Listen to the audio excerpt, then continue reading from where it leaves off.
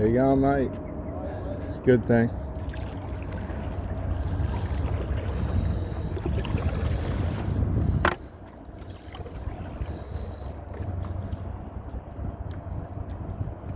Welcome to the channel, viewers. Reverend Dr. J.W. Morrison, theologist.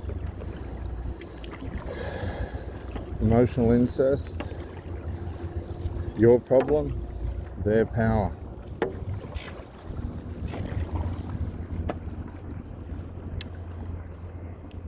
Your problem, their power.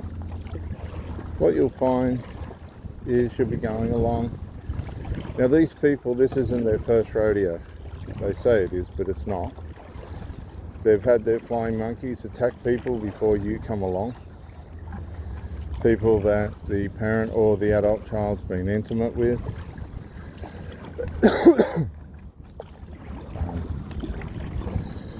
And now it's your turn. They're going to work you through the processes until you come to the point where you disappear. They know how to work it. They know how to do it. They're hoping that the relationship will work out, but given the self-prophetic mentality of a lot of these people, they'll behave in a way in which the relationship will be forced to deteriorate. You've got to remember, a lot of these people haven't got the courage to end a relationship, so they'll behave in a way that will cause you to do what's called a reverse discard. That then buys into their victim martyr mentality of how hard they tried and nobody understood. All the things that they did to keep the relationship alive, none of it was acknowledged. This is what you get. But they lined it up that way because these people work on a victim mentality. The more of the victim they are, the more of the hero they are. You have to understand that. These people play on, say for instance, the alcoholic gets paralytic, can't speak, lost faculties, vomiting. There's a narrative behind that of a hero. Look how heroic this person is with their alcohol. They can't even walk. Oh look, he's slurring his words now, isn't it? You know, and people are laughing at it. And they're putting an element of being a hero on it, aggrandizement. They grandize their dysfunctions. And this again plays into the victim. I'm a victim because I'm an alcoholic, but I'm a hero because I'm an alcoholic, because I can put up with what it does to me. I'm not like everybody else who can't handle it. I can handle it. And it's a fantasy, a delusion. And while these people are playing into it, this is all going on in the covert emotional incestual group. But now it's overt. There's overt narcissistic covert incest. Dad's pissed and the daughters are running after him. It's time for them to rise up and be the little wives to clean up all the vomit and the burns in the lounge where they've burnt the lounge with their cigarette butts. And they're scurrying around. Dad's pooed himself and now we've got to clean that up. And this is giving them the identity of a wife, a surrogated wife. And this is generational, this gets passed on. This self-destructive, heroic mentality that does nothing for no one. And then at the end of it, oh, we'll get you breakfast, Dad. What are you, Dad, are you all right? Look, I've got you a special power drink, Dad, for you to feel better this morning. Oh, thanks, love. You're so good to me, love. And it just goes from one extreme to the other. So you got the two daughters who are the rescuer protectors, the father who's the victim hero, and that revolves around his alcohol and drugs. He's burnt holes in the bed and his pillows, and he's nearly burnt the house down. And they became little firefighters and saved the day for everyone. And then they get a try and have a relationship, and oh no, I have to be with Dad. Dad's going to get on the grog tonight and we need to, can we go over and sit with Dad, or we'll just sit in my room? I've got to make sure Dad's alright. And at first, the partner, the male partner to the daughter, thinks this sounds a little bit unusual, but yeah, we can go over and sit in your room and eat pizza, watch Netflix, and we'll have sex while your dad gets pissed. Well, the boy goes over. One daughter's in her room on her own masturbating because the other daughter's got a boyfriend. This is how it works. She knows that they're going to have sex. She's jealous and envious and conceited. So she masturbates and then feels guilt and shame for doing that. Cleans up a mess. Dad started drinking, so everyone's on alert, like at a football game with the medics on the sideline of the field. There's an air of excitement, what's going to happen tonight? And so the night goes on, a couple hours into the night, Dad's completely pissed. The boyfriend wants to have sex with the other daughter. They've eaten pizza. There's pineapple and ham all over the end of the bed. There's some pepperoni on the floor. And they decide, he finally coaxes her into having sex with him. They're watching Dracula on Netflix, which sets the scene. And as they start to have sex, Dad busts in the room and falls on the bed with his hand going across her belly, the daughter's belly.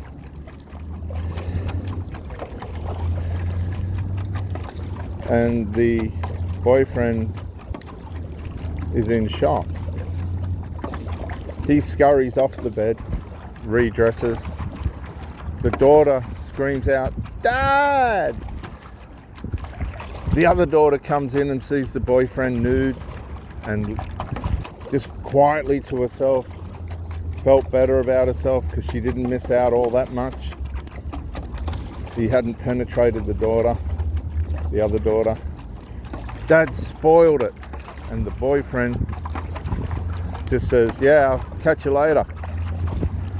Grabs the last bit of pizza and rings up his ex-girlfriend, never to go back there again.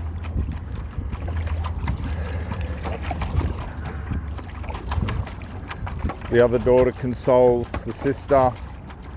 The father sprawls out on the bed, pants down around his knees, peed himself.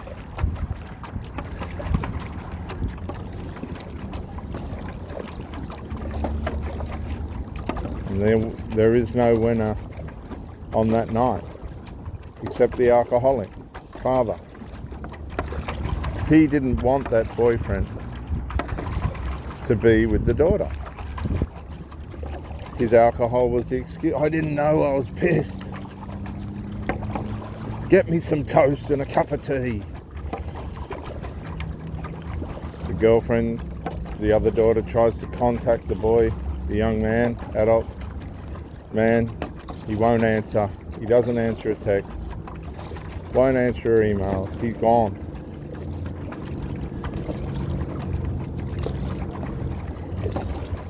The two daughters console each other, hug.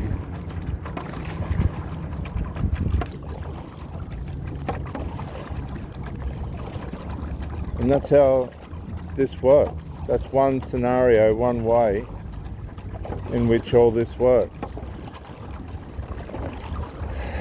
It's destructive, it's possessive, it's intrusive, it has no respect or regard for anyone. These people are normally on substances, whether it be mild medication all the way up to a nose beer being Coke. Had a friend come in last night, needed to use the phone, didn't let him pass the security gate from the gym. What are you doing here? Oh, I need to use your phone. I went out on the weekend and we got on the Coke and this woman's busted into me phone. Got on. Oh yeah. Hurry up then. They stole me car. Oh yeah. Right. All this dysfunction.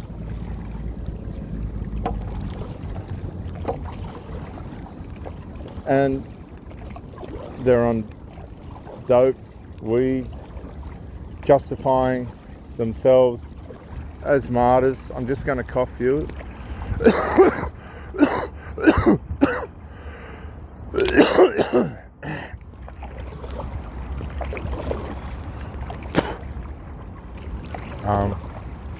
Sorry guys,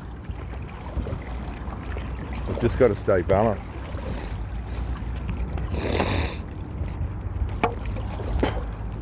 And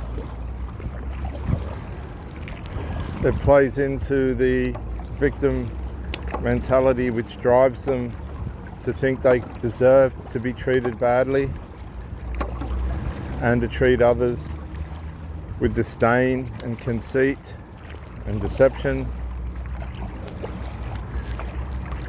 And then dad meets somebody down at the gas station, a rescuer. Dad's dropped the Bowser and there was a police car at the service station and they noticed Dad didn't seem right. They breath tested him and he's gone DUI. There's a woman down at the station. She's gotten in trouble for driving on dope and they hit it off at the police station. And Dad's now got a buddy, sister in arms, as it were. And they feel sorry for each other and start up a relationship. Dad's not stupid. He decides that he'll go to her place. Both of them lost their licenses.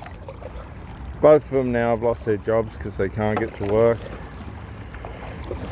This is the monotony of it all, viewers. Dad decides that he's going to go down to her place and visit her rather than jeopardize his relationship with the daughters, who are very concerned that Dad's met somebody. He knocks on the door and a young bloke answers the door. Hi, who are you? I'm just here to see your mother. I'm Ralph. Ralph? I haven't heard of you, Ralph. Mum's not home at the moment. She's just on her way. She'll be any tick of the clock. Mum pulls up. Her hair's all messed up.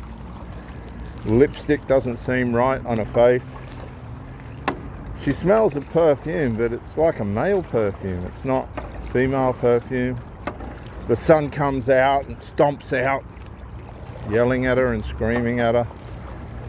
Ralph doesn't get involved. He's just watching. She's just come back from her ex's place.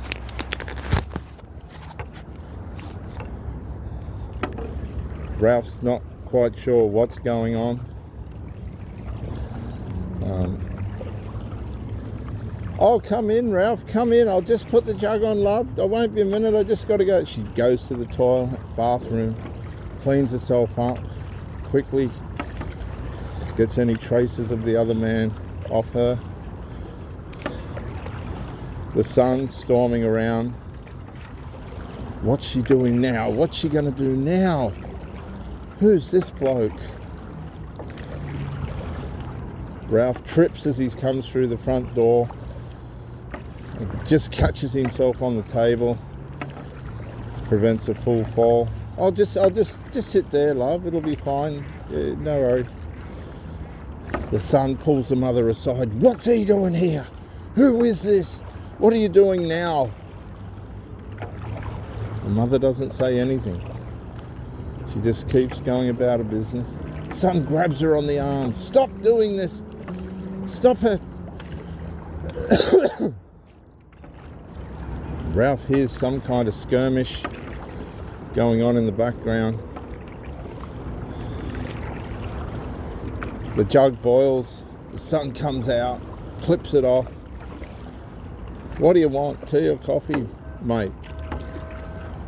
I think I'll just wait for your mother, son. Ralph's wondering whether he should stay or go. It's all hostile. The environment's hostile. The phone rings. The lady's phone rings, but she turns it face down. Decides not to answer. And this is what's happening to a lot of you blokes. You're ringing up your missus. She ain't answering the phone because she's with someone else. Wake up. Oh, don't text me or ring me, love, when I'm at work. When I'm with my other supply, not work.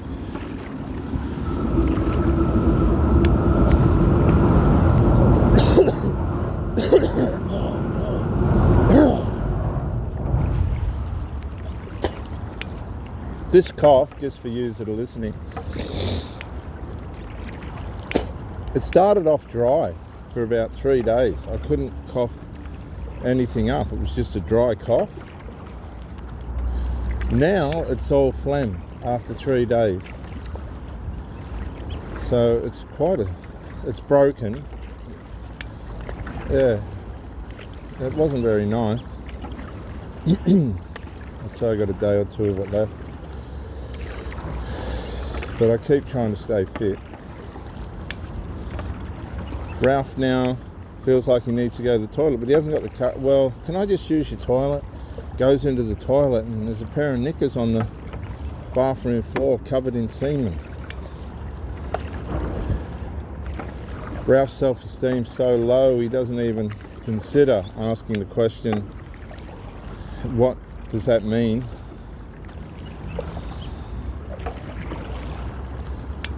But we all know it means that he's with a covert female narcissist who's trying to get Ralph into the harem garage as another form of supply. Things aren't going too good with the boyfriend that she's got.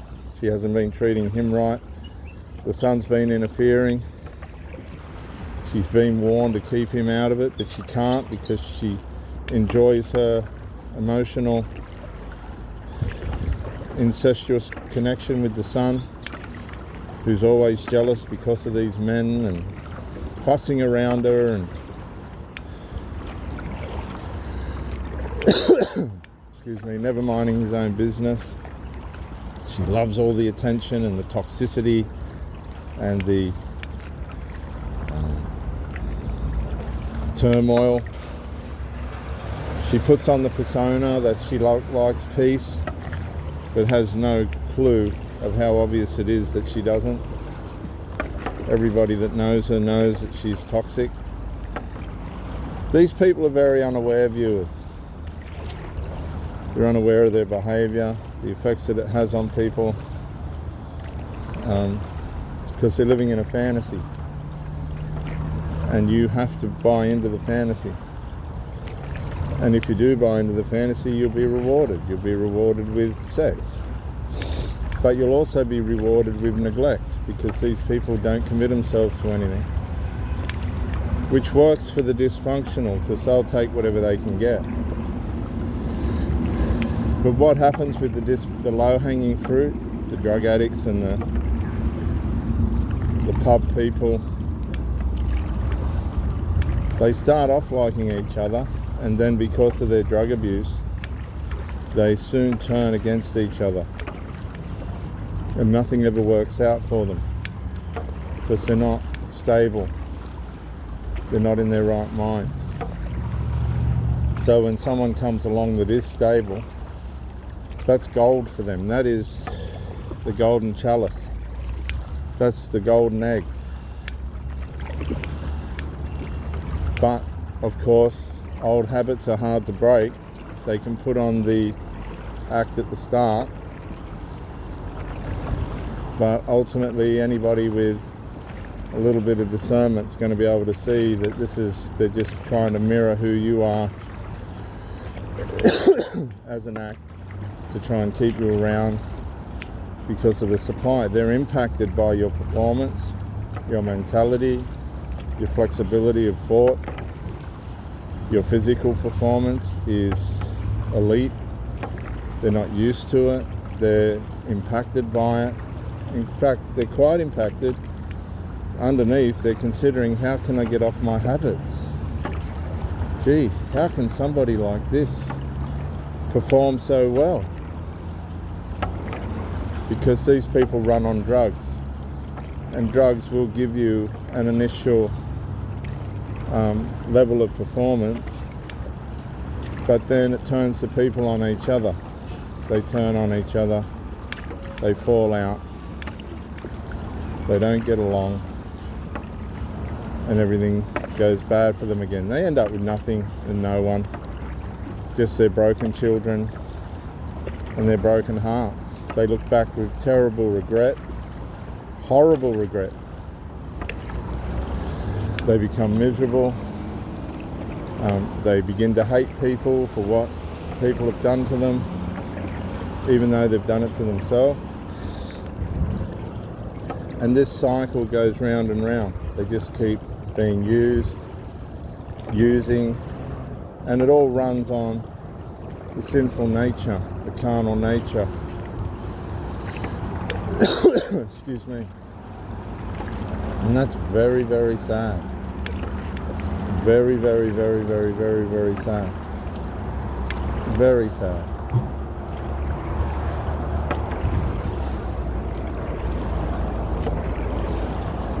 They end up broken, recluse, they masturbate to make themselves, justify themselves to themselves, but they're only bringing on themselves guilt and shame. Their children can't manage their relationships because they're on drugs themselves. Their relationships, as self-prophesied, only last for a certain amount of time. They learned off their parents. They try and put on a persona that's not real to keep people hanging around. That don't work. And they all end up huddled together in their little tribe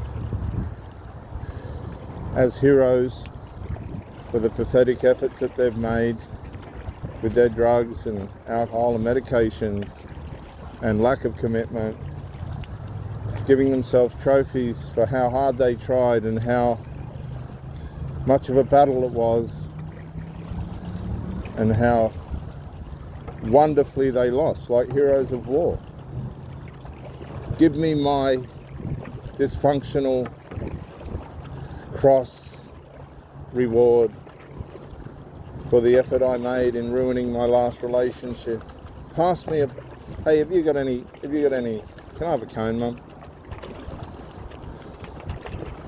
I've got to go to work. It's in the drawer. You know where it is. Hey, Mum, don't forget to get the leg of lamb that you promised. Oh, yeah. I'll be late today. She's met somebody on the internet. Packs her overnight bag, puts it in the car, doesn't even know this person.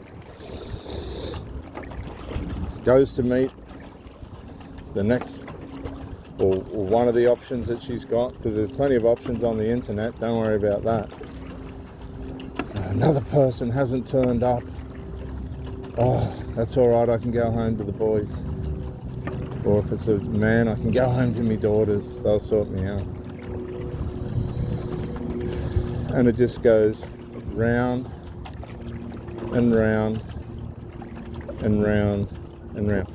Covert emotional incest is the protection and the power that causes all the carnage, infantile mentality, and lack of accountability in these people, because they return to it like Dracula to his coffin, and they're settled for that. All outsiders will just be used and be victims of the behaviour and the mentality, because it will be exposed. It always gets exposed. It's just how it works. If you find yourself in a situation where you feel something's not right emotionally in your relationship between the parents and the children, you could be with the adult child, you could be a woman with mummy's boy, you could be a guy with the golden girl, you could be a woman with the struggling dad, hero dad, you could be a man with the mum who's had the world do everything against her, only she's an addict and she's done it to herself. Dope addict, weed addict, pill addict. She likes a nose beer every now and then. She's been used and abused and had opportunities but just squandered them. If you're one of these people and you see signs of covert or overt, overt's a good one because it gives them away, emotional incest, my advice from my experience is appreciate the potential in these people. Appreciate that on the surface they're going to try and do the right thing, but understand the covert emotional incest will sabotage all your effort, all your genuineness, all your time and love and effort will be wasted, because these people will ultimately, they'll return to their addictions, their emotional incest, and somebody that's just going to play the game with them and disappear. Then they move on to the next one and the next one, and they finally end up alone because nobody wants them anymore. They've disrupted their mentality and system enough for even that to shut down and go, oh, I couldn't even be bothered with people now. But really the problem's within themselves, and usually these people attract the same kind to themselves, so they're never going to get anywhere anyway. They don't understand people that are really having a go. They're more intrigued. They'll hang around through intrigue, and they just watch their children disintegrate. The children end up despising them, regretting that they listened to these people. All of these people live with regret for their drug use and mentality and mindsets, the bad decisions that they've made over and over again, the opportunities that they've had and lost. And they usually end up estranged inside the house. They're just all estranged, but they live inside the same house. Disabled, enabling each other in their disabled state. And that's the problem for you if you meet these people, but it's the power for them. Once you get out and you're away from it, it's like the sun comes up again. It's pretty, once you've processed it and understand it, it's amazing how fresh the air smells again, how blue the sky is, how nice the birds sound. Just the simple, peaceful things of life. And bide your time and the right person will come along. Just bide your time. Don't rush. This is Reverend Dr. J.W. Morrison, Theologist, New South Wales, Australia. Bye for now.